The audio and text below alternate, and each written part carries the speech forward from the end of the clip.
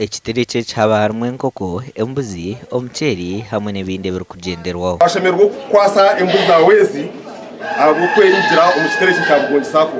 Nashemererwa ngo abo kuba ekitereke cya burijo nimkamya ngo inayimbe nakirebere erizoba yaberia eri umutano nyine embuzi itanaha twagabe embuzi zikushika kinana twagaba enkoko zikurenga 200 emyonyo shukari emicheri sabuni nebindi ebyambe kurataho abantu bagenda bashemerirwe. Ronald Tumusime Ime chairman wa board hamwe na general manager ba Bugongi SACCO nibagera ngo entebe kanseje turene korwa buri mwaka okusima obushajiso bwa ba customer babo.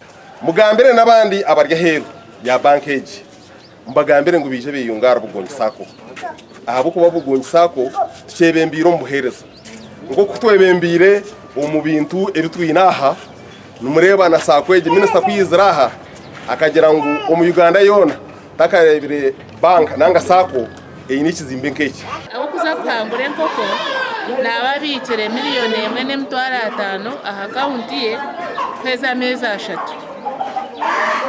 ari tumuretera yatware enkoko emwe yatwara umuceri twara umusabuni. Abahebwe bitereke basima Bugongi SACCO kandi binamashemerwa kujaguza mu businje. Ngenda kusinya Bugongi SACCO ekekora abantu baburijo okureba ngo neje bijuka amerwa mwaka ebiruke bintu bikuru ebijuka ebagaruza anyarashemerwa munonga abo kutunga ekitereke kinatunga koko hamwe n'ibyagenderaho shukari n'umwonyo n'umuceri na sabuni nanye nasima munonga bwa banka yanje kandi okungarura bwe bitani ndikamo kundeberaha nimpinga yimba kiburi kimwe cyona nijambika na Bugongi SACCO kundeba nahika nebitereke byanje bibi mbinaha Bugongi SACCO n'ingisima nekahangara. Gashaka Sheikh Abdulatif.